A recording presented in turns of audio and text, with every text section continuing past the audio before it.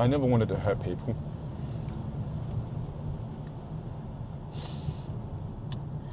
One more drink, she said. I think I'm losing my head now. Tonight we make bad memories. I know that you have a particularly interesting history with alcohol, and I wondered whether you touch on that.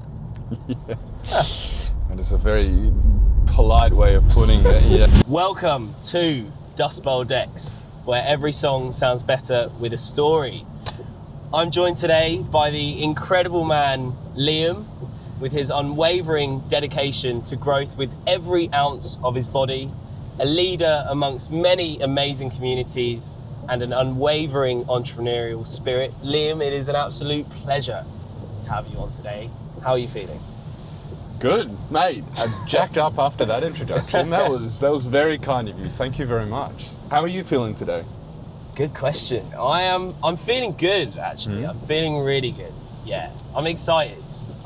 This is becoming a very enjoyable process for me, and so yeah, feeling good. Awesome. I think the best way to explain this to anyone who's new around here is that essentially each guest that comes on brings on 3 songs, and with those 3 songs they have 3 reasons as to why they are 3 of their favourite songs. So it could be a backstory to where they first heard it and how they first connected with the song, and they share that, and we have a bit of a discussion about that, and essentially understand how music can be such a powerful tool to help us understand ourselves and build that self-awareness and defeat some of those limiting belief systems, which I definitely want to talk to you about, because you were the first person who used the term limiting belief system in conversation with me, and understanding that has been so powerful. So we'll get into that, but I think to start the episode, the best thing to do is to say, Liam, what is the first song you are bringing on this treacherous journey of Are we terrible, make this? terrible rain in Western Australia? I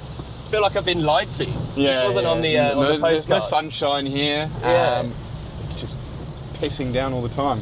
So, Liam, what is the first song you are bringing on the journey today? It is called Fresh Wind. Okay. Fresh Wind, and who's it by? That's a good question. It's one of my favourites. Yeah, No, I'm kidding. So this is the thing. who's it It's I'm like this with songs. It's like, oh, who's the artist? It's like the person that created it. It's like I probably should give them credit. No, I'm the same. I'm completely the same, so I get that. So it is by, this one is by Hillsong Worship, Brooke Ligertwood, and David something else. I should probably give them credit. Anyways, you'll be able to find it. Yeah. But yeah, that's it. Okay, so why have you brought that song on the journey today? It's because you asked me to pick a song, and that's what came to my head. For me, it's a very powerful song. It's been a very moving song. One I've only heard probably in the last 3-4 months. How deep am I going with this? As deep as you can. Okay. Basically, it's a very special and intimate song for me. It's one of worship, and so I actually pondered about this, bringing this on, because I was like, oh, do I want to share it? Because for me, my faith has been something that I've gone on literally since October 27th, 28th last year. Never expected this journey, to be honest, and this has been a powerful song in and amongst that, where it just speaks really about asking for a fresh wind.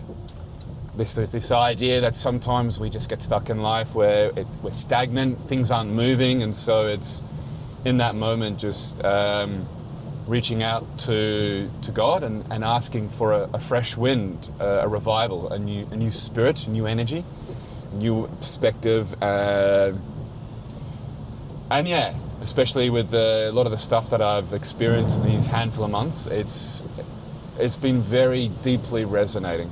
Definitely cried to it a lot, definitely felt empowered by it a lot and healed by it a lot. So I first heard it in a church service. It's on a Friday morning. There was only about 8 of us, so it was a very intimate setting, and it's something I can touch on a bit more later. But I'm learning from a really successful couple.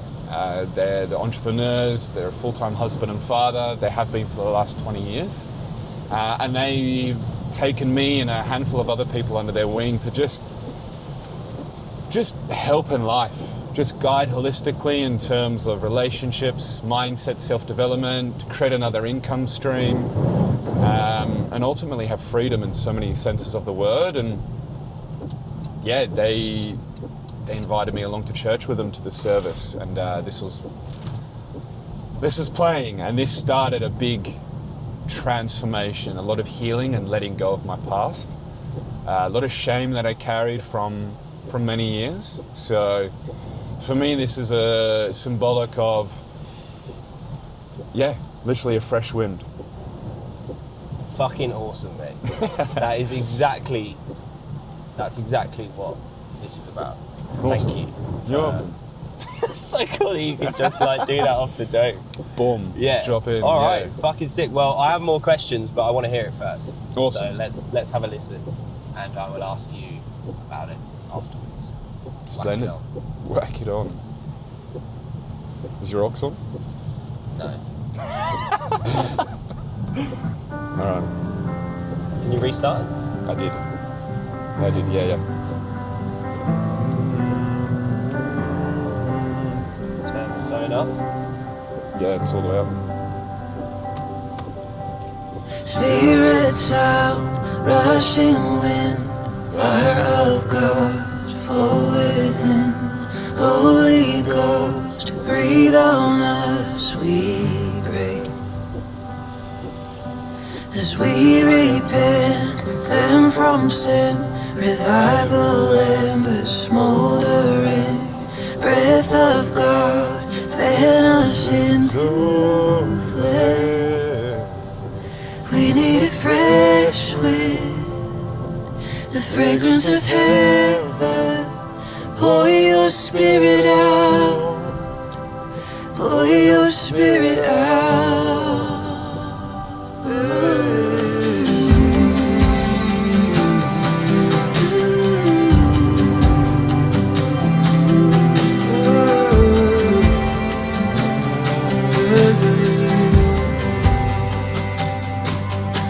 For hearts that burn, holy feet, purified in faith indeed.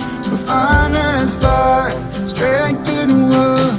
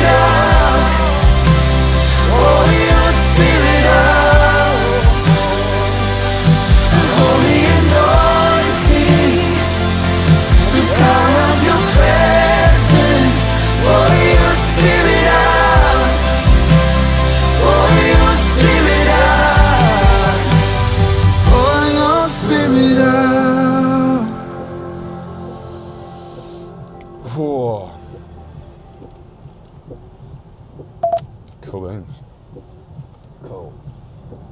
Thank you for holding space on that. That's it's a deeply personal song for me, and even I felt parts of myself like tensing up as I wanted to express more, but Pull your spirit out. yeah, literally, it's I just feel peace after that. Cool. Maybe you're in general I'm glad. peace. Yeah. Yeah, I was picturing me sitting in a church, hearing that for the first time in a very intimate setting, and how powerful that would have been. That's cool. How was that for you, actually? Yeah, good question. Good question. God, it's so nice to have a guest who actually cares about me. There's other arseholes. Yeah, I'm gonna delete those videos. Now. Yeah, absolutely. How was that for me? Well, I'll tell you how that was for me. Please. It was very topical because I realised not so long ago that I've been driven by fear for a long time and external validation. And the fresh wind in my mind was this idea of actually being led by faith, which I have perceived as faith not being religious. But obviously you are interpreting this for your religious faith as well, you know, in my understanding. But I would say more spiritual. Okay, spiritual. Yeah, I'll touch on the difference later. Okay, but cool. yeah. I'm excited. I hear you. And so the fresh wind is this faith that is now going to lead me to do what I want to do with my life, which is this. And pour your spirit out, essentially to me, was express yourself freely. Pour your spirit out, you know, don't shy away from that. I need a fresh wind, and in that fresh wind I'm going to pour my spirit out and give it to the world, because that's what the world deserves as well. It's serving my people at the highest level. It's doing that. Yeah, so that was I loved it. And I sung along a little bit at the end. Nice. What I loved about it, the male voice that came in, which I was just expected to be the female, but they work melodically like beautifully as well. It's like just a really angelic song. Yes. But he sounds very similar to my cousin. Okay. My cousin's a musician and he's got a very authentic voice. I'm not sure that really actually says anything, because I think most people who sing are singing authentically, but he's got a raw voice, like he's you can really hear the soul in his sound. And I felt like he sounded very similar actually to that guy then, so I really enjoyed it for that reason as well. Awesome. So my question for you, Yes. and you touched on it a little bit before when you were describing, was about how you said the 27th, 28th of October, and you realized, I'm not sure if realigned's the word, but you had a bit of a spiritual awakening, could I say? And you have described something to me before, which is one of the best visualizations I've ever seen for something, which was where you talked about principles and directly in relationships. And how, and I'm gonna get 6 points on my license for doing this, so I've got to be careful. Do you want me to do it? I think this? Exactly. Yeah. And it was so amazing to watch, and I think needs more of an explanation. But essentially, well, do you know what? I'm going to let you describe what you had described. Can you please describe that? Yes. Yeah. What happened for you? What, the principles or the spiritual? Both. Both? Whatever Cool. it takes.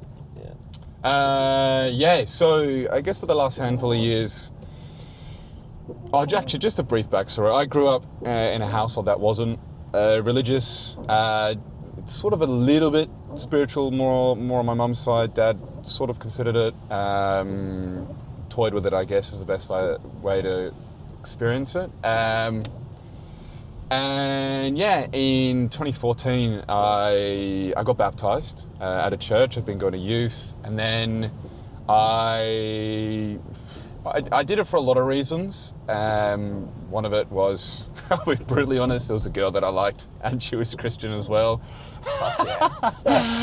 I was also going through a lot of rough times, questioning a lot of things, and really lost a lot of real deep, tumultuous emotions. My dad had been FIFO, and he was away 3/4 of the year at a time where, as a young man, as a teenager, as someone trying to find my own identity, especially in the masculine, I was looking for someone as a role model, as for guidance, and so I didn't really have that. And Mum was doing an incredible job, doing the best she could to be the loving, warm, nurturing mother, as well as be the stern masculine, which was just confusing for all of us. And so yeah, I thought maybe God can help. And so I got baptized and fell away from church within a year. So I was about end of high school, so 17. And then actually went very against God and any form of religion, really. I bought into the view that it was a crutch, that it was people just using it to make themselves feel better, that it was an excuse to not explore and figure out your own set of beliefs. Yeah, very, very, very negative view upon it as well. And to be honest, I was very blasphemous. I said a lot of, thank goodness I'm forgiven, but yeah, a lot of slander against God, against Jesus. I actually used to, I won't get into some of that, but it was, very against that. And then a handful of years ago, just started realizing like there's something more going on in the world that can't be metrically measured, that can't be explained by just what we see. There is something happening in this world that is not seen, but it can be sensed. I'm just noticing patterns in the world where, like, man, just the timing of things. And I'm like, that is no coincidence that as soon as I dealt with this person showed into my life and said that exact thing. And that's opened up this new door, and a whole bunch of crazy stuff. Oh, I'm thinking about this person's popped up, all sorts of stuff. So I became a bit more spiritually aware, and then, so I'm part of a community that's of successful entrepreneurs, and some of them were able to leave their jobs in their 20s and 30s. And their whole thing is they're very select about who they bring on board, and there's a vetting process to come through that. But those that they do help, they give a lot. They give a lot in terms of just everything. And that place has been a real special place of growth and figuring out myself. And through that, I eventually had some conversations near the end of last year with a couple that I'm learning from. And they're in the mid-40s. They're an incredible, peaceful, but strong and grounded couple. I admire them so much, and I have modeled a lot on them, as well as figuring out myself. But anyways, I'm waffling a bit, but... That's fine, that's the whole point of this. True. In and amongst that, around September last year, I found 5 Bibles in my wardrobe as I was cleaning out a bunch of things. And I thought, right, this is a bit of a sign. Let me look into this. So I flicked the male, the husband, flicked him a message, and I just said, hey, I've just found this, I'm curious. Like, I'm not jumping into anything, I'm not committing to anything, but, if I was to read, where would I start? I was still very, very distrustful, put it that way. And he said, start reading the Gospels, start learning about Jesus. And I was like, cool, we'll learn about this Jesus fella. Heard a few things about him. I just read a page a night, and some nights I didn't get that. And then we actually had a conference in Melbourne. And in Melbourne, there was a two and a bit day conference. We had multiple speakers from all over the world come in. We had Taria Pitt come and speak. We had a few other successful entrepreneurs come and speak, just share their story and mindset. And on the Sunday, they just, not part of the ticket, but they like to just put it there for people. They ran a non-denominational service just for about an hour and a half. And really, really touching story from one of the guys who shared about how his son was born, and within, I think, a year and a half, he died. It was just constant visits to the hospital. Very touching and moving story. And then at the end, he said, look, I don't know if there's anyone out there, but if there's, if anyone feels called to come up the front and just give their life to Jesus and let every sin, any shameful thing be washed away, I invite you to do that. And I actually felt my body lock up, like physically lock up. And I'm like, oh, does this mean I shouldn't do it? Is this a sign from the universe? Because that was my belief system at the time, was, oh, maybe I'm not meant to do this. And I'm like, you know what? I don't know if this is going to work for me. I don't know if this is the answer. I like things to be safe. I like to know every single step in front of me. And so this was going, I don't know if this is going to work. Literally a leap of faith. And so that resonated for me, and going, well, maybe this is what it's meant to be, is that I'm not meant to know, but I'm meant to act in faith. And so I went down the front and I prayed a prayer of accepting Jesus into my life. And I just bawled my eyes out. Like, it was just like this weight just lifted off of me, and I was like, whoa. It was a little bit, yeah, it was a lot. It was a lot, to be honest. I'm just shaking and crying and snotting, and my mentor comes up. He's about my height as well. We're both in suits. Pretty sure. Yeah. He comes up and he hugs me, and I put my head on his shoulder, and he's just comforting me, and I'm crying and snotting all over his suit, and I'm like, sorry, you like your suit, and you're speaking on stage later. He's like, it's fine. He's like, this is where the deeper work is. This is the deeper journey. Yeah, this is it. Fuck yeah. So yeah, that's the background and that spiritual journey, and that's then led me just on such a deeper, accelerated learning of myself, a deeper inner peace, a deeper acceptance. I think a lot of people get sin misconstrued. Sin comes from to miss the mark. A lot of people go sin as, oh, you've done some dirty, horrible, filthy thing. It's Shameful like, thing. yeah, and we've all done shameful things. But sin is the idea that, oh, you've missed the mark. Have a go again. Repent and have a go again. Try not to do it again. Fresh wind. Yeah, that's absolutely it. In terms of principles, so actually, did you want to interject? I feel like I've talked a lot. You have talked a lot, and everything you've said has been absolutely beautiful. So please don't worry about over speaking. Okay. You articulate in an absolutely incredible way. Thank you. I really don't Comes from being English, hey? We just know how to speak properly. Exactly. Yeah, It's we the were. Queen's English. Yeah, we were actually properly educated. What I want to evolve this to, Yes. is that, as you said, you in learning all of this about yourself comes a lot of challenge, because it then restructures your relationships.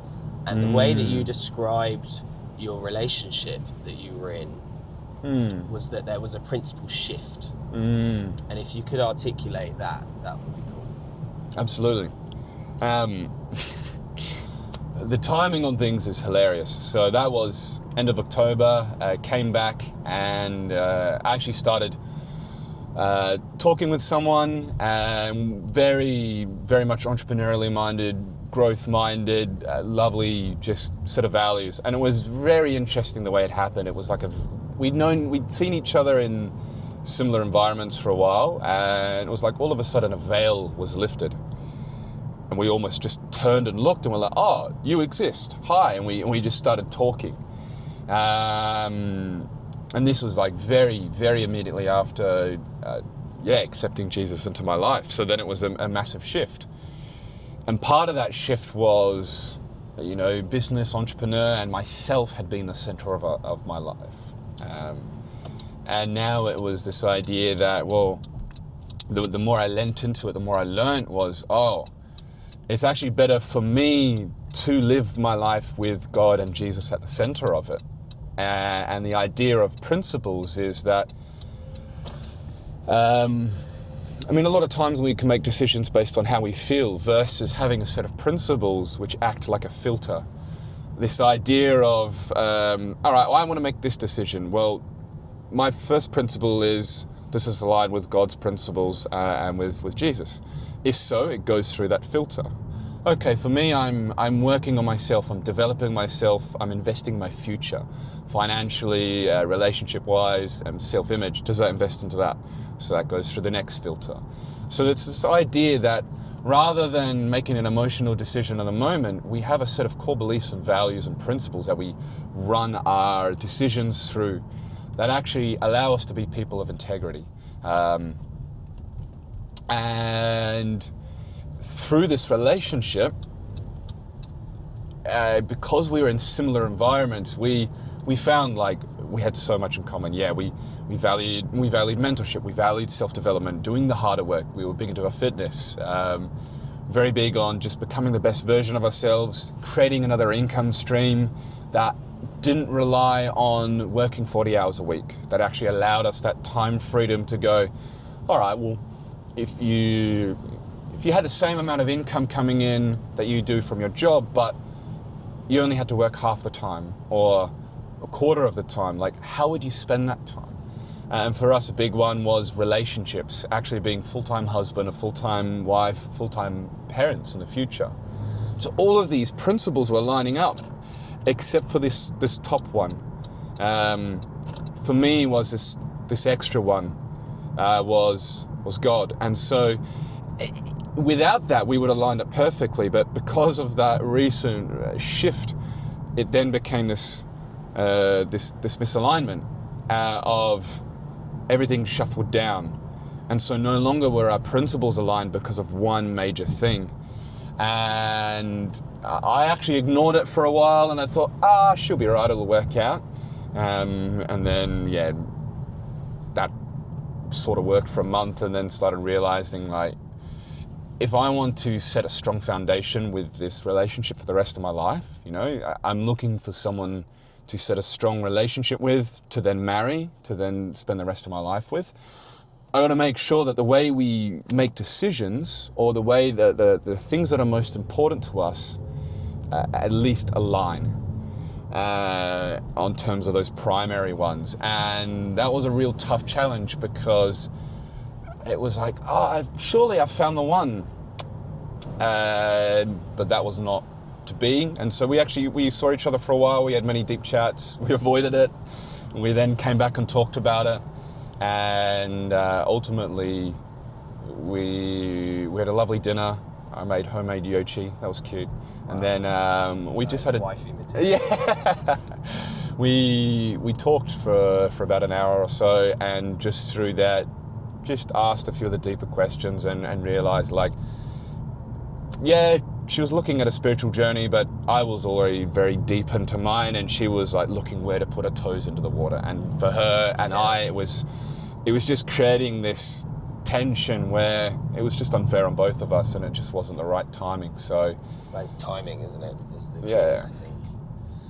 So yeah, we decided to mutually just go part ways very respectfully. We hugged. We said, you know, we really care for each other. We had deep feelings and respect, and I prayed for her as well. I just said, I bless you with happiness and love, and with all the growth in business. And yeah, I genuinely care for her, and I want the best for her, and I know she's a real go-getter. So she'll get what she puts her mind to once she gets out of her own way, which is a lot of us, really. But yeah, that idea of principles lining up, because you're going to make a lot of major life decisions through that. And if they don't line up, this idea of being unequally yoked, which is you want to be like describing that. Two oxen with that wooden cross of a yoke in the middle. If one's going slightly to the left and one's going straight forward, you're going to be pulling apart. There's going to be tension, and eventually it might not be a couple of years in, it might not be 5-10 years, and it might be later down the line, but it's going to fracture and fall apart. And an acknowledgement of that is love. Because you owe it to yourself and to her to accept that that's where you're at on your journey. And I think that is so beautiful, because I think lust would maybe suggest that you ignore that. And you said that you ignored it, but actually you were having conversations with blokes like me and others about this for some time, to try and establish and be like, what is this all worth? Like, is this principle the foundation of my decision making, and should it therefore take me to the decision that we are better off apart? Yeah, so I think give yourself some credit for that, because not a lot of people, because that's painful as well. That's a maturity about relationships and wanting the most out of life. Not everyone pushes themselves to that level because it's deep and it's painful. You really feel. The great thing about doing that is that when you feel the positive, you really feel the positive. Yes, yeah. That's why it's important, I think. Thank you for acknowledging that as well. It's funny, sometimes you talk about it with other people and they go, oh, surely, you can make it work, should be right. Yeah. It's like, oh, I know a couple that's doing it. It's like, cool, but yeah, there's a lot going on deeper there, and it's uncomfortable to face the truth and really go, yeah, do I make this painful short-term decision, or do I continue to delude myself? And to be honest, it revealed a whole bunch of other stuff within. I think part of me was seeking a relationship out of a loneliness, and so it's actually now allowed me that space and that clarity where there are no other attachments that muddy the water of the pond, so to speak. It's allowed me to see into the pond with clarity of who I am and what's going on, to actually go, oh, this is something we can work on there, so that I'm acting out of a place of giving love into a relationship. I'm giving my love to another, and they give their love to me, rather than me going into a relationship where I go, how can I get and take something from this person so that it fulfills this hole that perhaps I should be really learning to satisfy and fill myself. Yeah. Anyways, thank you for listening to my TED Talk. I enjoyed it. You should do it more often. I will eventually. Cool. Oh my gosh, do you have a question you want to ask? Funnily enough, I just thought of one. Oh, thank you. So you said that there's a difference between spirit and religion. Yes. What does that look like? Yeah, great question. Trying to act like I came up with it. You twat. Come on, man. I'm supposed to be looking professional here. I was upping you up. Anyway. Anyway. It was cheeky and it I was liked it. To answer the question, so that I came up with. Your question, sure. Yeah, I actually, for me, religion can very much be a set of rules that you follow out of fear, versus a spiritual relationship, which is more, well, it's a relationship. A relationship is where you get to know someone, you ask questions, you share experiences with them, you share that vulnerability with, and you allow that person to hold space and have that depth of connection. You allow them into those deeper, more vulnerable parts, and you journey together. And so my initial experience of Christianity was one of religion, of, I'm meant to just follow the rules, and I'm, no sex before marriage, and I have to go to church on Sunday, and I have to read the Bible, I have to do, and it's like, no, that's actually not it. And and unfortunately, there are a lot of churches out there that are stuck in that mindset, and I believe they've been misled, and they're missing a deeper truth. They're ducks paddling on top of the water, missing the deeper fruit of it beneath. A spiritual relationship for me has been actually speaking to God, even though I can't see him, and going, man, I'm like really just like what's on my heart, and going, this is crushing me, like, and can you help me with this? Some of that's been addictions that I've gone through. Some of that's just been real sorrow and loneliness, and going in that moment, like, this can't be filled by any human being. Like, can you help fill this for me? Can you just speak to me? And sometimes I feel things like goosebumps on very specific spots on my head or my back, or like on the tip of my ear. It's very, very peculiar. It's become a lot stronger. I had that a little bit before, but it's become a lot stronger since becoming Christian. And so it's more of a sharing. It's more of I ask and listen. So yeah, That would be my answer. That's a good one. Well explained. Liam, Yes. what is the second song you are bringing on the journey today? The song is called Loyal, and it is by Odessa. Odessa. I believe that's how you say it. Okay. Odessa. And why have you chosen that song? This is a very powerful song for me. I've visualized a certain outcome that will happen in my life to this. I've rehearsed it many times in my head. I've visualized it. I've embodied it. I've felt it. And it's interesting. This song, I used to have a playlist of songs for when I went through a breakup. Well, like as a prepped, like when... Yeah. No, just no, not quite. Oh, this is getting added to the breakup playlist, son. No, so I'll be honest. Like we've talked about relationships, but this has been marred by so many failed relationships, and so much of it from my own ability to acknowledge what's been going on with myself and my own flaws. And so I had many relationships over the years. And it was painful to go through a breakup because I loved deeply. I was attached as well. And so a breakup for me was just this soul-wrenching thing. And so one of the ways that I dealt with a lot of this deeper inner emotions, joy or happiness or sorrow and despair, was through music. And this was one of the songs that... Funnily enough, like a couple of days before I went through my first breakup was this song, and I became really just spoke to me. I was like, wow, this is a powerful song. And then a couple of days later, I broke up with my girlfriend, and I was just distraught. And yeah, a lot of mental health stuff played into that as well. I went to a very deep, dark place, a lot of just lost. And this was a song that I played over and over to get through it. And now years later, probably about 7 years later, it's now turned into something that is powerful, something that is embodying a visualization for my future, for victory, for a recognition of an achievement that will come to pass, and being recognized by that, and just the person I have become in that moment. Boom. Stick it on. There we go.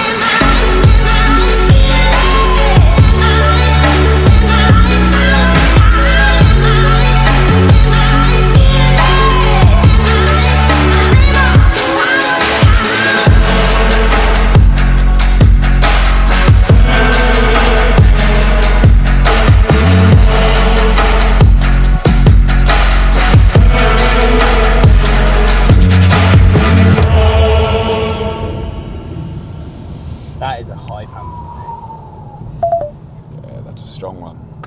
You were doing this with your hands when it was like the Yes. bit.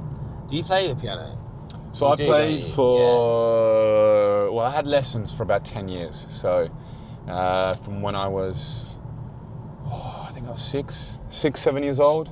I started playing the piano classically. I learned the Suzuki method, which was about learning from memory, or performing from memory. Okay. So it was a lot around learning the sheet music. So piano, again, when I talk about music being a deeply expressive part of me, piano was in a way an outlet to express a lot of what was going on inside when words and thoughts could not articulate what was going on for me or express it. So that I like, it's called an arpeggio. So it's this idea of like up and down in these sequences. So yeah. Yeah, usually a chord, but like a chord has like three, so it's like a 1, a 3, and a 5. Da, da, da. So that's just an arpeggio, just but playing it separately and individually. Yes, okay. And then it kind of goes up and down. So yeah, that for me is... I used to do this all the time, and my parents would be like, Liam, just sit still, stop fidgeting. Interesting. I've always had a lot of energy, and not always had the outlet. So. Yeah. Well, what I was thinking is it was like you were embodying your inner magician. Yes. And I guess piano is manipulating, because you're manipulating the instrument. And manipulating in a positive way, like manipulating can be positive or negative. Yeah. Or just is manipulation. But it was quite interesting watching you do that, to see that movement. And like, I feel like I really saw you. I don't know. It felt like you were really there when you were doing it. Thank you. Yeah. So, you got to tell us, what's the visualization? What's going to happen? I'm excited. So, how do I word this? The visualization is me. A lot of what I do is to better myself and to help better other people as well. The more I can understand myself, the better I can help guide and provide perspective to other people. And a big one has been through Project Fellas, Chili Willies, in the sense of helping support and provide a space for men to explore their masculinity that they don't often get to do or have the safety to do in society. Especially when it's been vilified and attacked and downtrodden and discouraged. I think that is a real big part of me, and that's something I want to help do. But in all aspects, financially, like there's so much we're not taught around finances, being good stewards of our money in terms of watching our cash flow, like how much you're spending on your necessities, on your quality of life, your splurges, all of that. To self-development, what are our daily habits? What do we put into ourselves? What do we listen to? And so part of the community that I'm in, that is around, creating other income streams and that self-development aspect, is very much centered around the more impact you can have, the more you can help other people, is directly correlated to generating more of an income for yourself. So rather than a job where you're paid on your position, not so much how hard you work, this is directly correlated to the amount of impact and people you can help. And so the recognition, there are levels of recognition for that. And one of these is sort of a very big recognition that recognizes helping probably hundreds of people at that point. And really, really acknowledges like a lot of leadership and self-growth and sacrifice and service. And so some of the recognitions that they have is at a coliseum, at a stadium, and that is a big one for me, is when it hits that trumpet, when it goes silent and it goes da da da da da da da, that's a real powerful moment. And that, I don't know if you've ever seen some medieval movies, but when I was just thinking of Star Wars. Yeah, they had some powerful brass sections in there as well. But usually a lot of brass or trumpets or anything like that usually would be used to, this might sound egotistic, but hear me for the deeper impartment here is, that brass section would be sounded for the return of the king coming back to the castle. And actually a castle would raise its banners to signify that the king had returned back to the castle. And as we were discussing this morning, like we all have that king energy in us, and a lot of people sort of go, okay, king. And you look, do you, king. Yeah, all right, king. Yeah, like nice one, man. But in a deeper sense, for anyone that actually has explored their masculinity and allowed themselves to delve into that with others, there is that king energy that we carry of that leadership, that leading others, that stewarding your wealth and leading the people around you that are in your life. And so to get back to that visualization, right before that goes off, it's like, and I would like to welcome to stage Liam Goodyear, and then the trumpets go, bum bum bum bum bum. Yeah, that's bum. cool. And it's I just like a that. moment of silence, and I'm just waiting in the aisle and just waiting, not moving yet, and I'm just waiting for the trumpets to finish resounding, and then it would be walking down a red carpet. It'd be walking down into the middle of this stadium, and then having applause, not so much, yes for me and what I've done, but for me in that moment going, I've done it, I've achieved, I've put in the work, and I've been serving for so long, and this is finally just a recognition as Not an end goal, but a point of acknowledgement. Yeah, absolutely. It's like, it's just a bonus. But that is very important for me, and going like, the work that I've done for years in the dark is finally paid off in this sense where I'm being recognized for that publicly. You'll work long in the dark before you're publicly recognized and rewarded for what you've done. And so, part of that is then being welcomed up on stage and embracing the couple that has mentored me and shepherded me and just guided me and put up with so much of my tears and emotion and vulnerability. And then just raising my hand and being recognized for that. So that's a huge one. That's very pivotal for me. We will be there, mate. You will? I will personally be there, I hope, if that's even possible. You will. And I'll make sure of it. I will fucking enjoy that moment. And you will have my applause. You already Thank have you. it. But Thank you, man. Yeah, that's fucking cool. You can just touch a bit closer. Sorry, is that the gear stick? Let's put Wow, this that's sucker- a big gear stick. Yeah, we'll park that into drive, yeah. That's fucking cool. Cool story, King. Bro. Yeah, what we're touching on there as well is something that we were discussing this morning at, which I haven't actually explained, Chili Willy's, which probably sounds very abstract to a lot of people. Is a cult. No. Is a group, a sunrise swim group, where our willies get chili, hence why it's called Chili Willies.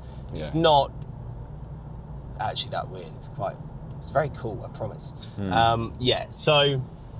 We were discussing at Chili Willies, Robert Yes. E. Moore. Yes. I haven't read the book, so here I'm gonna claim that I know everything about it, and yet I don't. But an understanding of that there's 4 quadrants to our personalities, and it's the king, the magician, the lover, and the warrior. I wasn't going to let you steal that from me. And so, definitely I'm going to personally go and be reading that book, because the things that I learned this morning were incredible. You have read it, and so I should have probably let you describe it. But yeah, it's interesting looking at personality being, and masculinity actually being quadranted into those 4 quadrants. So have a look, have a read. I'm certainly going to do that, and I look forward to learning some more about that. So you touched on the darkness. You said the darkness while you were describing them. Now there is a question that I really want to ask you about, because it's particularly topical for me at the moment. Sure. I have stopped drinking. I stopped drinking about 4 months ago, Wow. and I did it for the 75 Hard Challenge, which for anyone who doesn't know is essentially 75 days of 2 workouts a day, no substances, no alcohol, 10 pages of a book, 4 litres of water, and a specific diet of your choice. And so I embarked on this challenge, and I did it, and it was fantastic. And I had already been kind of in a mental place of, I think I'm moving away from alcohol. Like, it's not really serving me anymore. It's a fixation on dopamine. It's not something deep enough for me anymore. Like, it feels like it's, just not aligned with who I want to be as a human being. So I was moving away from it, but subconsciously, I think. And then after the 75 Hard Challenge, I reflected and I said, do I want a drink? Well, no.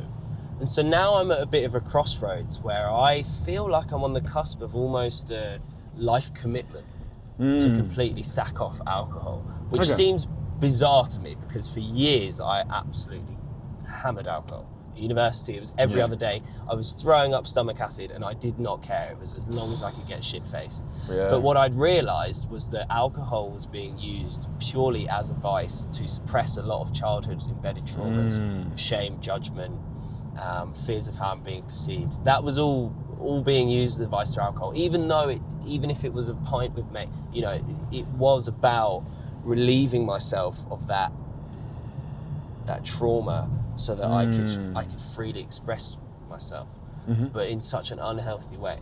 And we discussed earlier when we were starting the video about how African music and particularly African dancing, people completely let go and lose themselves in the music.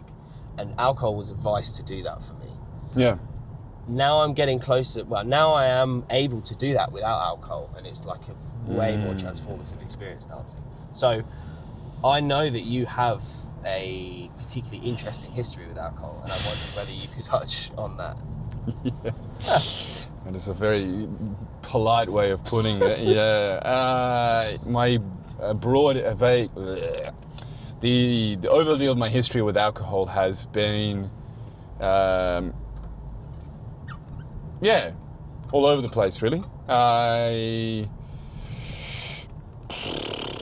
To be honest, I thought I started drinking late. So when I was in high school, I didn't have my first drink till 17 and a half. For a couple of years prior to that, a lot of the people in my year were having parties, and I really just wanted to fit in. I wanted to be popular. I wanted to be with those people and be cool and get invited along to things. I wanted to fit in. I wanted to belong and be accepted and valued. And I would hear stories of people that would go partying and drinking and, oh, look at this cool, oh man, this person did this, can you believe they did that? And then they hooked up with this person, and then they, backflipped into a pool, and then they passed out in their own vomit. I was like, why does that sound so cool?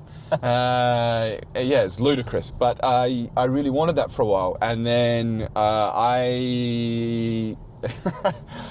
my first time actually drinking, like I'd had a few sips of it here and there, but my first time drinking was, my parents went away. And I decided to have a small house party of about 20 of us, had some alcohol over, and at the time I didn't know anything about alcohol. I just thought that it was all the same. I didn't know anything about, the difference between vodka and beer. I thought it was just, you just have the same amount. I didn't know this thing about standard drinks or mixing or anything. And so, I played beer pong with vodka in my cups, to put it mildly. So instead of beer, it was the same amount, but with vodka. And as anyone who's played beer pong for the first time, you suck. And so... Not me, buddy. I was always good at beer pong. Yeah, all right. Not all of us are as gifted as Mac to here. I think that's important. That makes the tape. Yeah, Carry on. Absolutely. And we'll loop that over and over,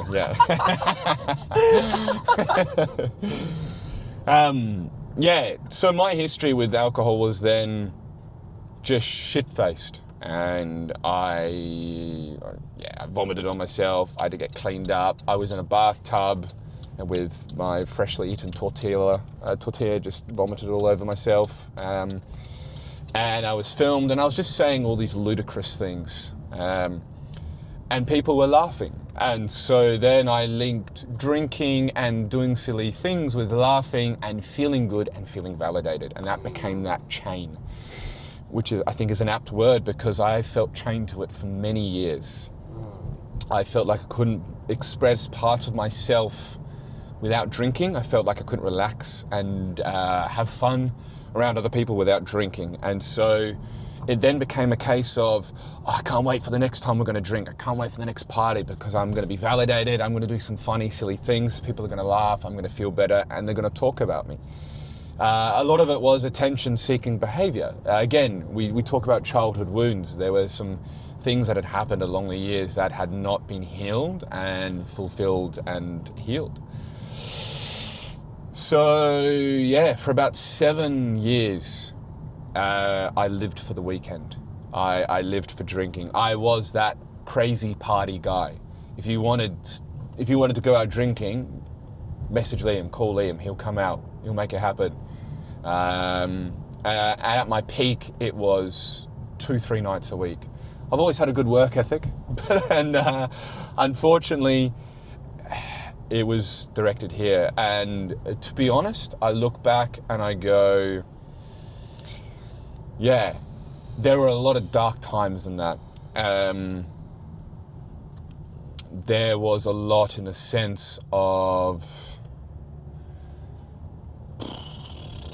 yeah, I was diagnosed with depression and social anxiety coming out of high school, just after leavers. And people used to say things over me as well. Be very careful about the words you speak over people, because what you can speak over someone can become their identity that they repeat over and over again. That's so true. You create a role for them. Yeah. And one of the things that was spoken over me was, actually going into leavers, was, we'll have the ambulance on standby because Liam's going to get paralytic. And I didn't know what paralytic meant, but it meant getting paralyzed from drinking so much. And that actually became my identity, was someone who partied, drunk, was crazy, silly, did all these things. I've been picked up by the police off the rocks outside Bar 1 at Hillary's. Actually, one real bad time was I was in the city, I blacked out, I had no memory. I woke up, apparently I was leaning over a fire hydrant, just zombified, and a street chaplain actually found me and nursed me and looked after me. And I used to joke at the time, I was like, man, even God was looking after me at that point. This was before I was Christian. And I was just sort of joked about it. And now I look back on it and I go, oh no, he really was. Yeah. Man, I was saved many times from the things I did whilst drinking. I almost died a handful of times. And for me, I had probably a good 4 years of real darkness in terms of suicidal thoughts. And yeah, when we talk about the darkness, it was that unwillingness to acknowledge what was actually going on. And so alcohol became a way of numbing all of that. It became a way of going, I don't know how to deal with this. I don't want to look at it. I don't want to feel that. I don't want to sort out who I am and what my future is and what is this deep resentment for myself, and why do I, whenever something wrong happens, my whole life feels like it's collapsed. A good day for me was going, oh, I haven't thought about taking my own life today. I must be having a good day, because for me, I used to think about it every day.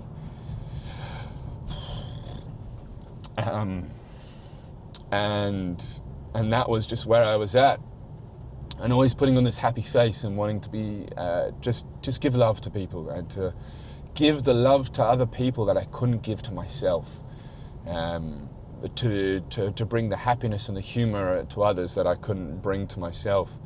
And it's funny, some of the most, you look at Robin Williams, who tragically took his own life, but was just so genius in the way he could make others laugh. But that was where I was at, and that ended, that culminated in a few attempts on my own life. One of them being really, really close, probably, I want to say 2021. maybe 2020. Yeah, after a breakup. Not even with someone I was dating, but we'd just been casual for a year, and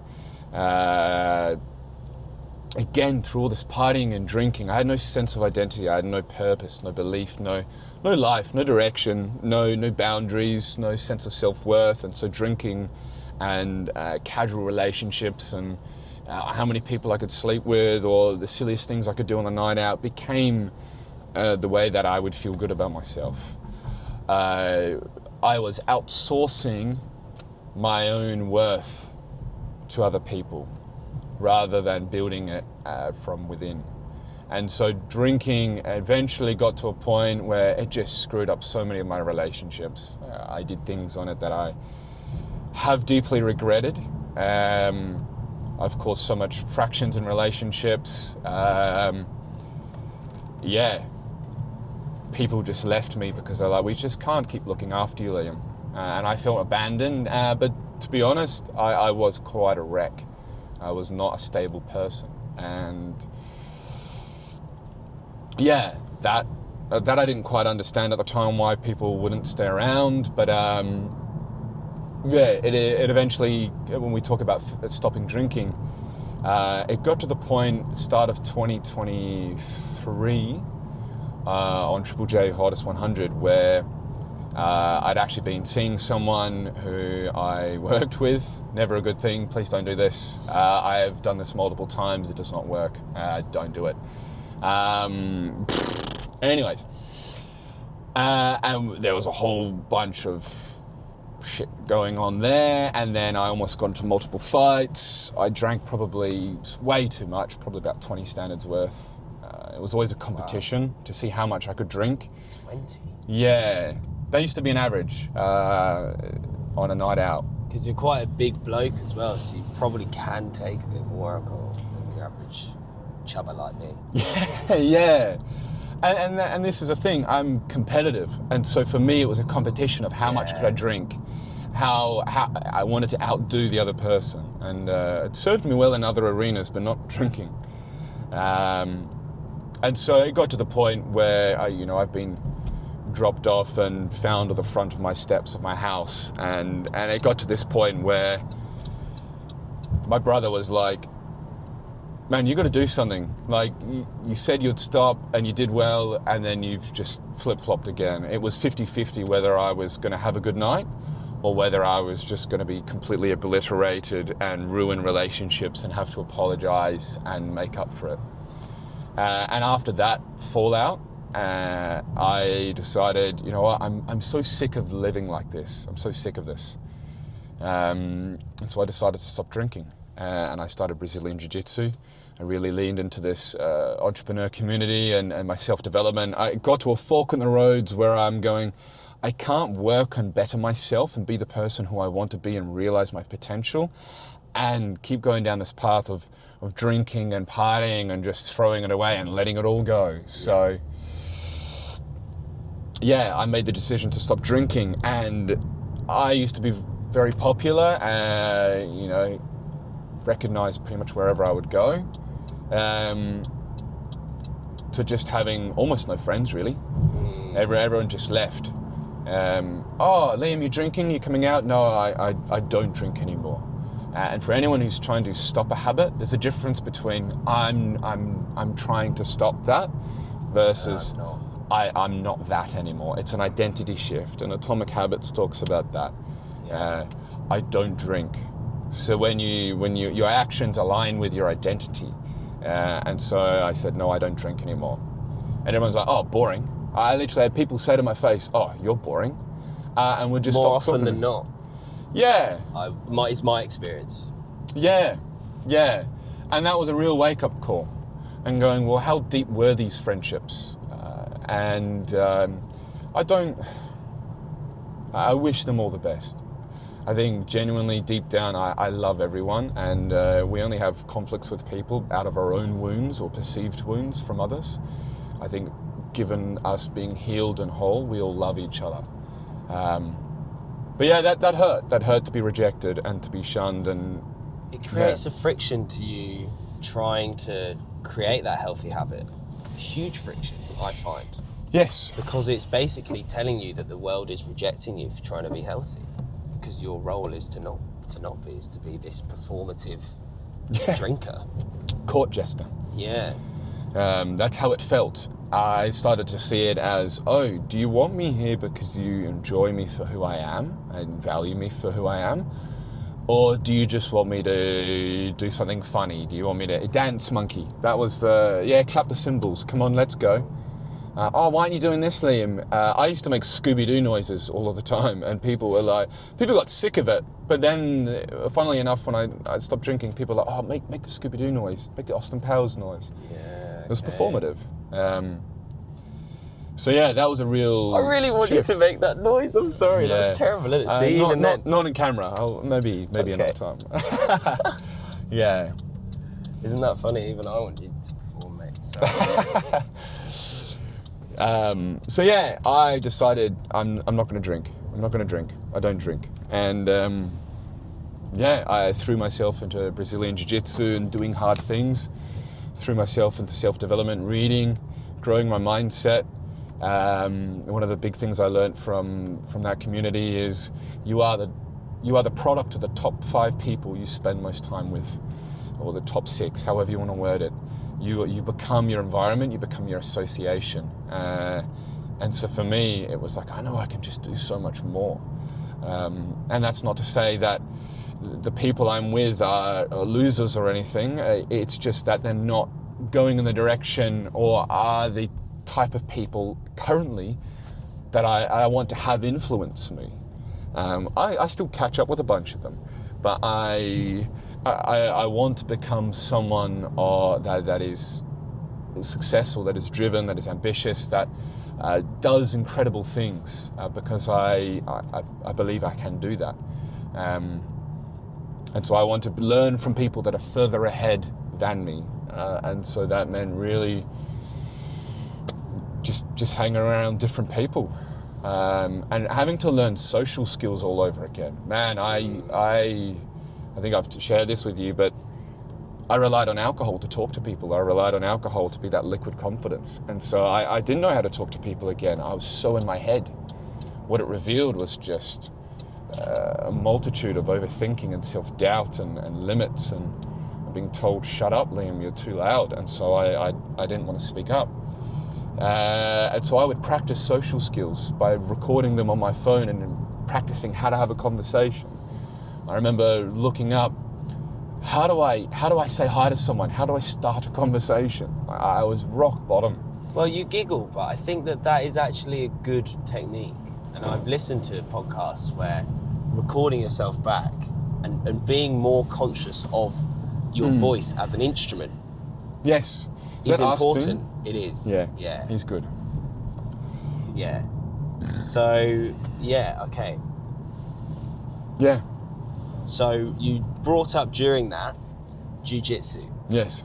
Now that was one thing I did want to ask you about. Because Sure. Kane tells me you're a bit of a weapon when it comes to jiu-jitsu, which is obviously stereotypically not how my stereotype of a weapon at jiu-jitsu and a lovely warm bloke is not aligned in my mind. So I was surprised to hear that to some extent. And that's because I haven't really lent into combat sports that much, but it's an area where I am now. So my question is, how has jiu-jitsu been a tool for you to connect to your masculinity? That is a good question. For me, it is, I think part of that masculine journey is accepting responsibility, is embracing a heavy load and burden and choosing to carry it. And it's like carrying heavy weights or lifting weights. Through that, we are strengthened and transformed. Part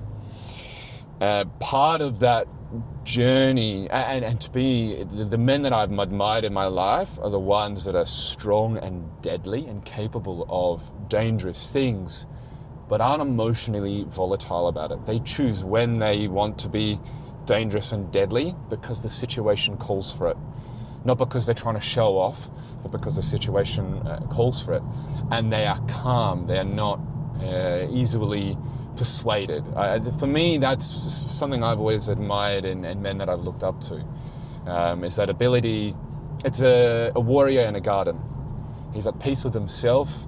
Yeah, he could fight if needed be. He could take a life if needed be, but that's not what is required. He can measure his response based on the situation.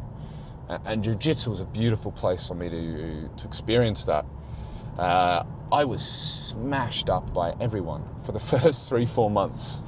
And I mean everyone. I mean like 5'5" guys. That's pretty tall, actually. Yeah, no, you're doing all right. People of all shapes, sizes, strengths, looks, everything. And it really challenged my belief about judging people by their looks. That's what's so cool about that as well, jiu-jitsu, is that you can be small, but it's technique, is my understanding. Technique. You leverage your strength and your body type. You leverage a whole bunch of things, really. And so it allows people to play a game that suits them. How did it help me develop my masculinity? It allowed me to stay calm under pressure. So when someone was driving their whole body weight through their shoulder into my jaw and I felt it click multiple times, I had to stay calm. I didn't for many times. I panicked many times. I panicked so many times. I would train and maybe 20 times I would be beaten. And I wouldn't get anything off. I wouldn't have any control or influence over the situation. And then progress for me was going, oh, I won once out of 20 times. Still got smashed 19 times, but I had something there. A big one I learned was there's no point panicking. Doesn't help you. Doesn't help. And so one of the big things that I learned... you, actually. It does, yeah. It muddies your thoughts. It takes your breath.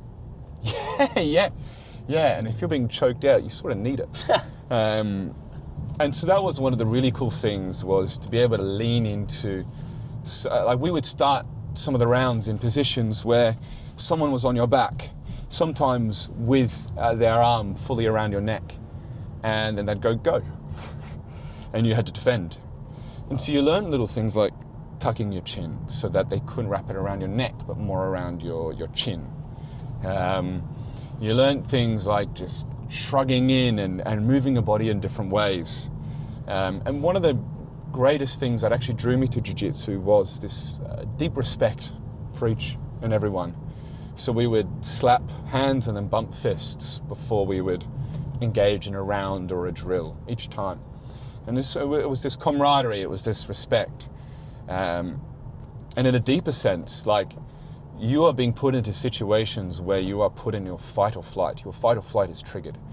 And you're with another person. There's a real sense of vulnerability. Like, your sweaty body is on another person and they're trying to choke you out or twist your arm or submit you. They're trying to get you to crumble. I had someone literally smother my face in their cleavage, in their sweaty rash guard. And I suffocated. I couldn't breathe in because it was sweaty rash. That's called the mother's milk, by the way. Right, okay. And so it's very vulnerable in a sense because you panic and that other person can feel it. You are physically connected to the other person. You can feel them panicking and squirming. So it allowed me to really acknowledge deeper parts of myself, to stay calm, to push through pain, to find a solution despite all the alarm bells going off. So yeah, it allowed me a sense of calmness. When I walk into a room, it's not the biggest, strongest, most muscular person or the one that works very boldly or confidently. It's actually the one that's almost invisible. They're so calm and at center with themselves, they're non-reactive. Those are the most dangerous people because they very much aware of when they are in danger versus when they're not. And they've been in those dangerous situations so many times that other acts of boldness or cockiness really don't have an effect on them. Cool.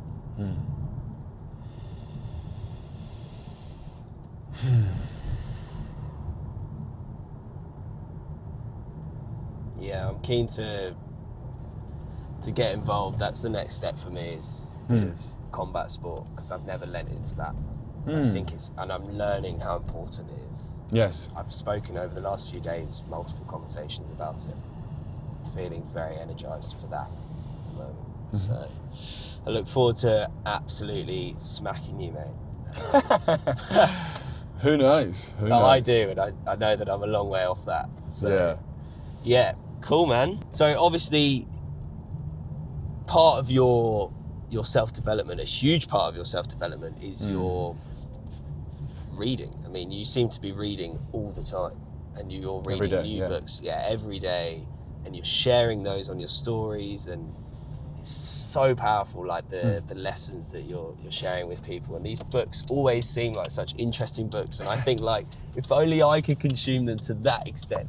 So it's just amazing to watch from an outside perspective, to see someone's dedication to education. So if I was to ask you 3 books, Dust Bowl books, right? 3 books, you can choose any 3 books, and just a quick fire answer as to why. What would those 3 books be?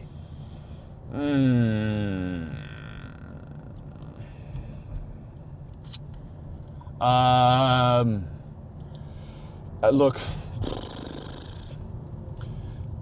I think Making of Men is a really good book, especially around masculinity. There's so many books around masculinity that I would recommend. We've talked about King, Warrior, Magician, Lover.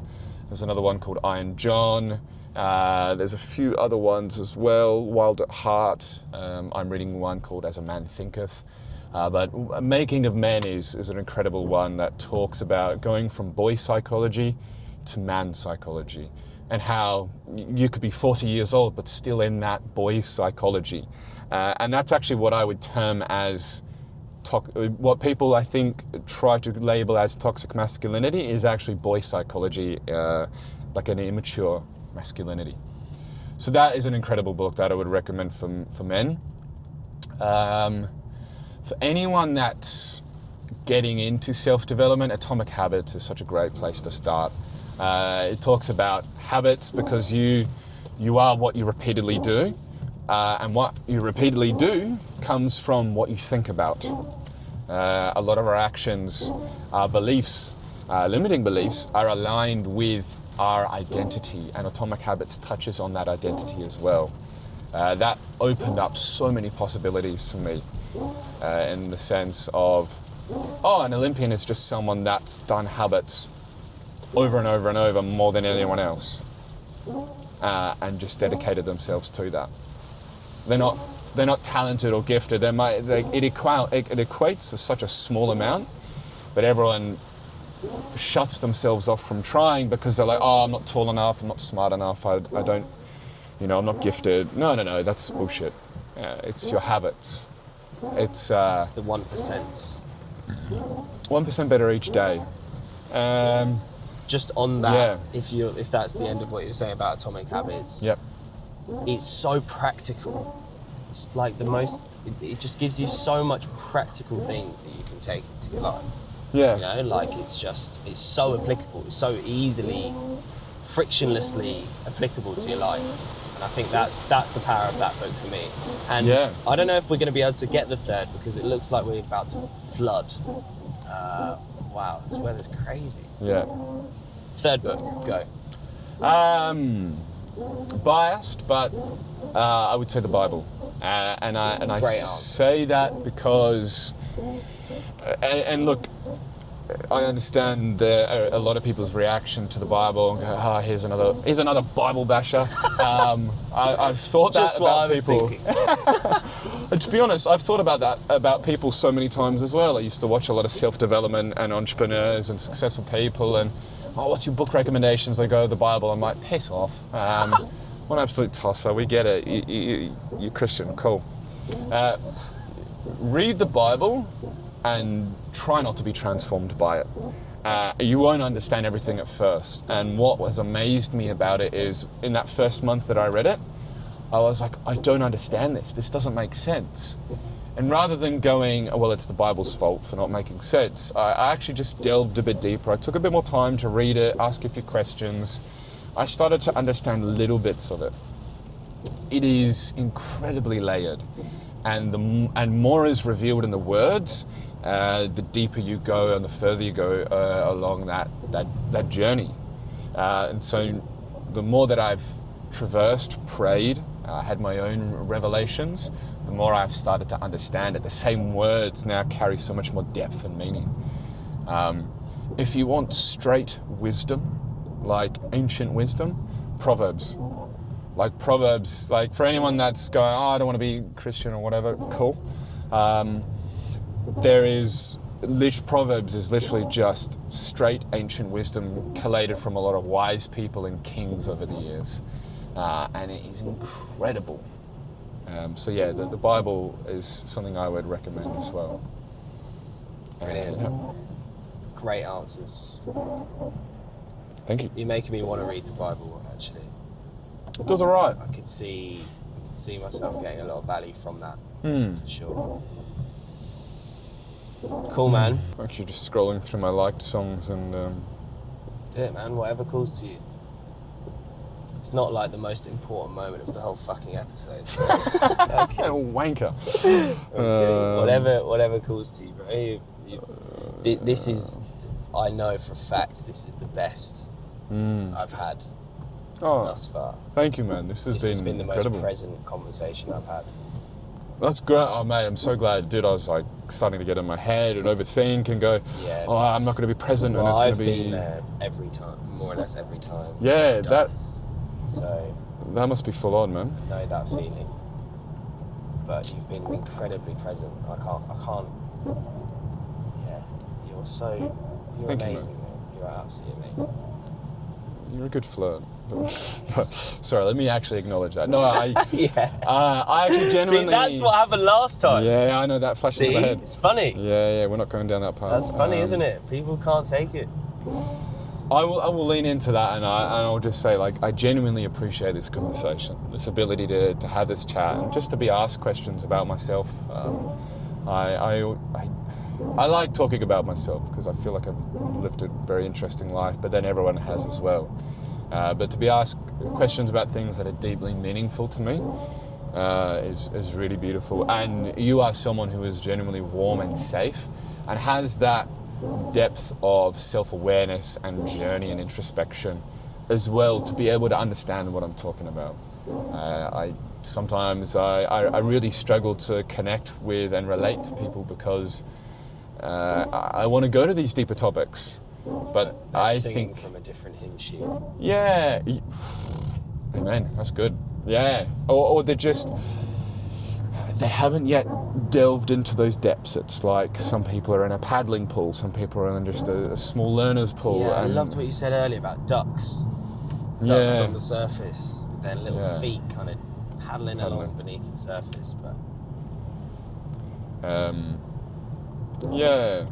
Thank you, Liam. That's very kind. I feel that gift when I'm with people like you. Thank you, man. All right. Is it all right? I think so. Do you want to take longer? You can take as long as you need. Cool. As long as you're happy to, because of time. I'm in no rush to be anyway. Oh, man. I'm just having a bit of How a about trip. I ask you a couple of questions and see if a song comes to you? Sure.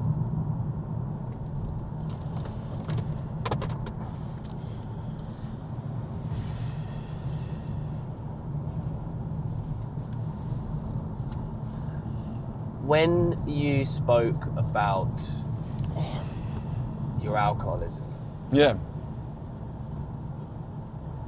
was there a song during that period of time that you really connected with? Like in those sort of partying heydays sort of thing? Yeah, or maybe not so much during the party, but during the somber. Can you think of a tune that you would play a lot during that time? That's a really good question.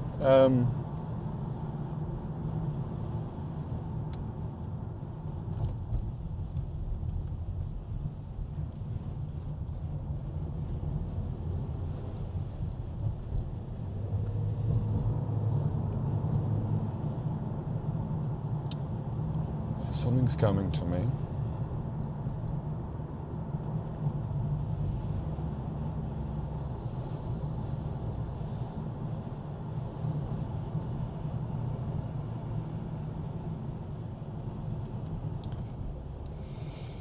Yeah, to be honest, there was a lot. Kendrick Lamar, I used to play swimming pools a lot. I used to memorize songs. Yeah, there was. There was one. It was called. This is funny. It was called Bad Memories. And look, now that I'm out of that, I can look back on and laugh on it as well. It was a really, actually, yeah. I'm gonna play that because I feel like that connects back to where I was. Did you want to describe why before? Yeah, absolutely. Okay. So, Bad Memories. Is it by? Medusa. Or can you not remember? Medusa. Oh, okay. Yeah. Can I remember? Very good. So it's by Medusa. So, Yeah. This was probably more in the latter couple of years as I was coming out. Probably coming out of COVID as well. Man, COVID was, I drank every day during COVID. We used to say, we'll wait till 5 o'clock, and then my brother came up with a great line, which was, it's 5 o'clock somewhere in the world, and we just start drinking. Full on. But I carried a lot of shame and guilt for hurting people, for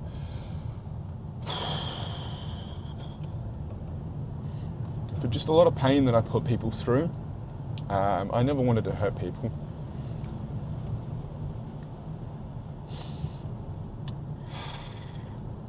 And I think that was what hurt a lot, was more that I'd caused people so much pain and discomfort and hurt. I said some horrible things in really dark moments, even when people were trying to take care of me. I said some hurtful things. I think, and there were so many nights where I just cried myself to sleep, regretting so many things that I did and just wishing someone would love me. And especially after a night out, sometimes it would just be curled up in bed crying and going like, when will this ever get better? It was just, when I say darkness, I mean, imagine you're in the middle of an ocean, it's pitch black, you don't know which way's up or down, the waves are plowing backwards and forwards everywhere, it's stormy, and you just don't know which way's up or down, and you're trying to swim for air, and you're like, I just want to breathe. I just want, if I can get to an island or something where I can just have just a brief moment of just peace, just a pause, just for my head to stop swimming, for me to stop, and so depression was real bad. It was real bad. Like I said, I had a real dark sense of humor because it was a way of expressing a lot of the thoughts that I was thinking about myself.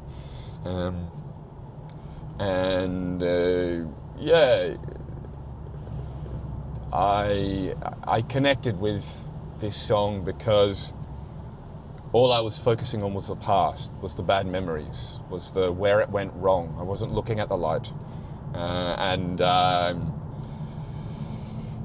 Two things before we get into this, I'll be brief. One is, songs are like a spell.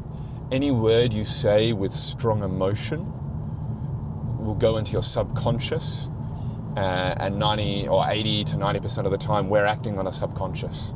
This is something I've learned through my self-development entrepreneurial journey. You look at any of the greats like Earl Nightingale, Bob Proctor, I'm forgetting all the other guys' names as well, but they talk about how a strong enough thought with a strong enough emotion will go into your subconscious, and that will run a lot of your life. You listen to the words, if you read through the lyrics of a song and then say, if I said these out loud, would I want these words to happen to my life? I think people would be very, very mindful of what songs they would listen to.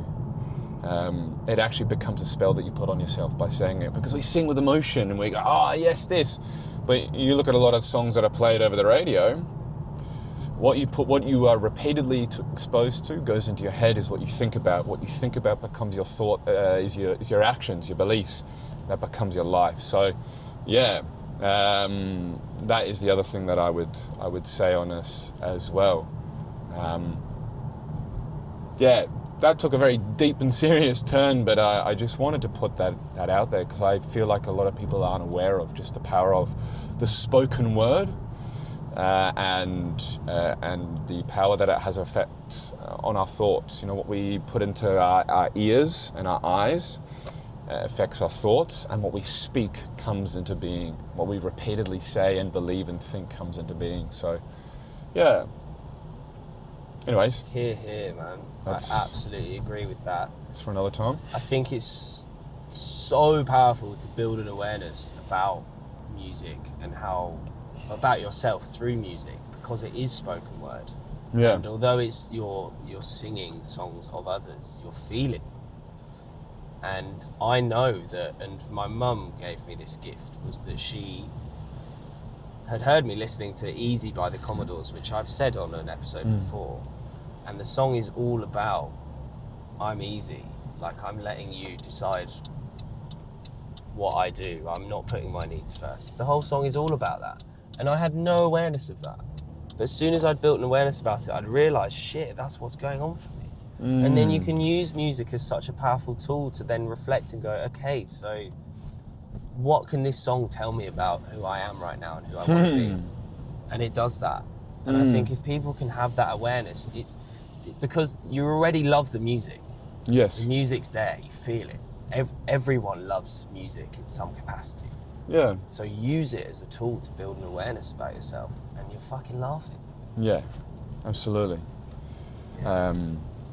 I would also just say that as well. I used to use music as a tool to emotionally regulate and get in touch with what I was feeling. And I haven't used that in a while. To be honest, I don't listen to music too much these days. A lot of it is self-development podcasts, because I want to learn from the people who have the results that I'm after. So I listen to probably about 3-4 hours worth of self-development content, whether it's dream building, whether it's relationships, self-talk, limiting belief, like all of that. But music still has a special place. And the other day, after going through this mutual breakup, it wasn't as bad as I thought it would be. But then, I noticed a few of the sad songs in the gym were standing out to me, and I was like, oh, I'm resonating with that. And then I go, why is that? And then it was because it happened at work during that day as well. And then I go, I'm feeling sad. And so I made a mental note of that, and I said, well, let's not cry in the middle of the gym, because I've done that before, and I don't know, people tend to give you a bit of wide berth. I've done that before. I remember a breakup, and I was just pumping pre-workout. Rep, like the bars up there, and you're just sobbing, or like... Yeah. Lifting the bar because I couldn't lift the weight of this relationship. I don't know. You that ever is see bars. those? Yeah. So yeah, it was a really good way. It's like sonar. It doesn't directly reveal what's there, but it's like an echolocation where it goes, oh yeah, that's a... Everything you say is like just this beautiful quote from a book. Like, and are these all? Do you just retrieve information from books? Like, is this basically what your spoken language is? Because it's just so poetic. Thank you. I've just really admired words and the effect they can have. That is my experience. That's what I should have said this morning. Gift. Yeah. I have had a fascination for that. And I've read a lot of books, and I've listened to a lot of people, from poets to philosophers to comedians to political speakers to leaders to, I always wanted to be someone that could give that rousing speech that stirred the hearts and minds of people. The voice is truly an instrument, and our voice is so much more powerful than we realize, because it can transmit emotion, and words can articulate and shape the thoughts and hearts and minds. And so for me, words have always stood out to me. Well, that's Grant. Sorry, that's... Sorry. But my ADD takes it. Yeah, I could be the best public speaker in the world if I could just fucking focus. Imagine if Grant was in the fucking crowd. You're doing this whole thing. Oh, that's Grant. Yeah. Sorry. Just for context, I trained little athletics with that guy for so many years. We used to be neck and neck competitors. Oh, And wow. he would take the piss out of me, and I would take the piss out of him. And he was a national high jumper. Wow. And we would always compete, but he was better at high jump. I was better at sprints, 100 meters. And I missed that. I missed that drive. I missed that high performance. And pushing yourself to the limit, throwing up, and then doing another lap and going again. That was fun. I missed that a lot.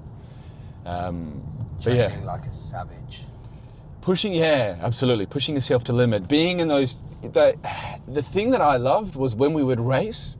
It wasn't a question of who's, like, oh, am I, what position am I going to get? I hope I get in the top 3. No, it was, I'm going to win, but am I going to beat him today, or is he going to beat me today? Yeah. I loved like that assuredness.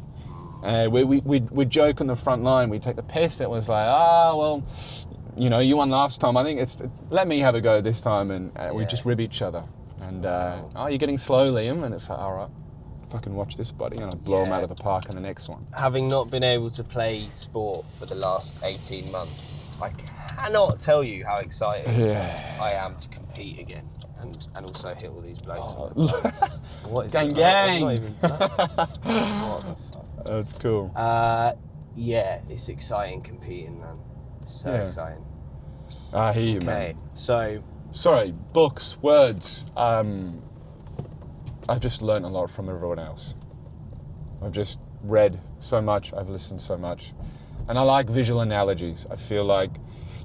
Yeah, you're good at creating visualizations. Thank you. I feel like Really I've been... Really good though. to communicate exactly what I've been feeling, because I've not been understood a lot of my life, or I felt misunderstood. So I've spent a lot of time trying to communicate specifically what it is that I'm going through or feeling or seeing, because I've always just had a very different perspective on things. So yeah, words I believe is such a powerful thing, and relating it to an experience that people can visually get, or it's a shared experience as well. So yeah, I don't know, it's magic. It just all comes together. You are the magician, mate. Thank you. And let's listen to Bad Memories. But like no link whatsoever. I like it. Yeah, no, it's Here we go. Oh, orcs. Oh fuck! Every time. Shit is orcs. No, sorry, I take that back. Apologies. It's not my car. You are doing well. Oh, you mean it on the Yes. Listen to the words as well. Yeah, I will. One more drink, she said. I think I'm losing my head now. Tonight we'll make bad memories. One more drink, she said. We know there's no turning back now. We love to make bad memories. One more drink, she said. I think I'm losing my head now. Tonight we'll make bad memories. One more drink, she said. We know there's no turning back now. We love to make bad memories. One more drink, she said. I think I'm losing my head now. Tonight we'll make bad memories. One more drink, she said. I think I'm losing my head now. I think I'm losing my head now. My head now. Losing my head now. My head now. I think I'm losing my head now. My head now. Again and again. One more drink, he said. I think I'm losing my head now. Tonight we'll make bad memories. One more drink, he said. And baby, you got me tripping. We're face to face, about to do it again. Again, again, again. We're about to do it again. Again, again and again.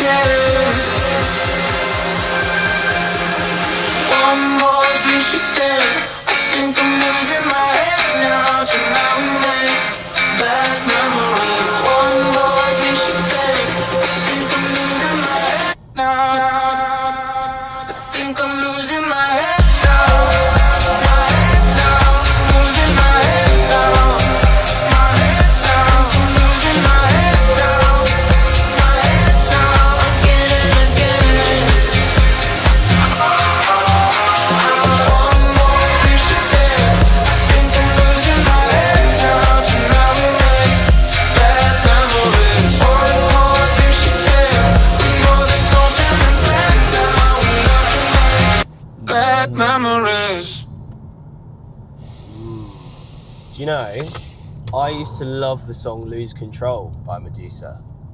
Yes. And that's the exact same. Same. Could you be the one to call when I lose control? Yeah. That's what I used to always fucking do, lose control. Yeah. Wow. Yeah. I hope they're okay. I mean Yeah. that. Like, Yeah. that's really interesting. I hadn't thought about that element of music. Yeah. And more so for, fascinating. Well, even just the words amongst that, one more drink is said. That used to be my motto. Just one more. It almost became like fervent in the sense that if I could just have one more, it would be okay. I would feel a bit better. I'd feel less numb. I'll be honest, that moved me a lot, bringing back memories of that time, and just almost wanting to, like, imagine you're clinging to the edge of a boat in the middle of the ocean, and for me, drinking was just going, I give up, I let go, I'm done, and just drifting off. And that was drinking for me, was like I would lose my identity, I would lose myself, and just drift off. I'm losing my head now. Yeah, that was part of it. About to do it again and again. Yeah, because I would question myself. Why we've done this before? Why are we doing this again and again? Why am I hurting myself again and again? Sometimes we spin around in circles because we're too scared to break out of it. There is a certain sense of familiarity in the pain because it is known, versus the discomfort of choosing a different path and going, I don't know what's out there, it might hurt more than where I currently am. And eventually you get to a crossroads where you go, well, I know where this takes me. I know that other path is going to hurt a lot more, but I'm so done spinning around in circles. So yeah, it's funny, like you said, the songs that we sing and how it can cast a spell upon us that locks us in. Creates a role for us. Yeah, and the real trick as well is those are beautiful tunes and melodies and vocals. I really felt myself wanting to sing throughout all of that. Yeah, it's a bomb, mate. I was singing along. I heard it was beautiful, and it could be a really beautiful song. But for me, it's a Trojan horse. What a beautiful song, but the words will have a hold over me, and I will not allow myself to have that spoken over me. I spoke with Ryan about this because he brought on Nutshell by Alice in Chains. Okay. I don't know if you know who that is, but it's an artist who committed suicide. And we were talking about how sometimes some artists almost create a role or we create a role for them in society by which their music is very depressed, Yes. very sad, and very annihilating. Yeah. And in doing that, we perpetuate that role for them, and it's dangerous. Yes. And I thought, Wow. I think that's quite interesting. But also that sometimes these parts exist within us, and those bad memories, parts of you still exist, right? Yeah. You've just grown and acknowledged them for what they are, and don't lean into their demons. And so I think it's quite therapeutic to sometimes listen to that music, but with an awareness that that's the role that it serves for you. Absolutely. Yeah. I think we'll end it there, I think so. unless there's anything else you want to say. No, this has been incredible, and I thank you so much for allowing me to be here and sharing the space and just for being yourself. I think this is an incredible outlet, what you're doing, and I'm keen to see more. If anyone wants to chat or have conversations more with some of the things I've said, I'd love to be able to share my experiences and perspectives. For me, that is the greatest way that I can serve. I would just like to put that out there as well. Well, I'll certainly be putting some of your information in the description, whatever you feel is best to showcase yourself. As Liam's touched on, he works a lot in entrepreneurial spaces and does some incredible work and exciting things about growth mindsets, and so definitely take him up on that offering if you do speak with him. Liam, it's been an absolute pleasure. I feel I can be completely present with you, and there's not an ounce of your body that is judgmental. You're just a pure soul. You are an incredibly pure soul. And I'm not sure I know anyone who has worked so hard on themselves every day to serve their people to the highest level, and that is fucking powerful. Thank you, man. So I feel incredibly grateful to call you a good friend of mine, and I'm very excited to see what you do with your life, and I'm very excited to see what I do with mine, and I'm very excited to experience that together. So Likewise, man. thank you very much. Your answers have been absolutely incredible, as I would have imagined anyway. But yeah, Thank you, man. it's been great. Thank you, man. This has been awesome.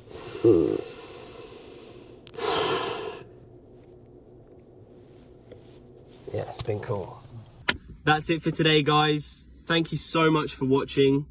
As I've said, Liam, it's been an absolute pleasure, and I will be linking Liam's information in the description about the entrepreneurial stuff that you're doing. I highly advise people lean into that. It is a fantastic avenue to, as you say, build wealth from alternative income streams and some income streams that can alleviate some time for you as well. So lots of value in what Liam's doing there. I will also link in the Spotify playlist, so your fantastic 3 choices of songs will also be in there for that.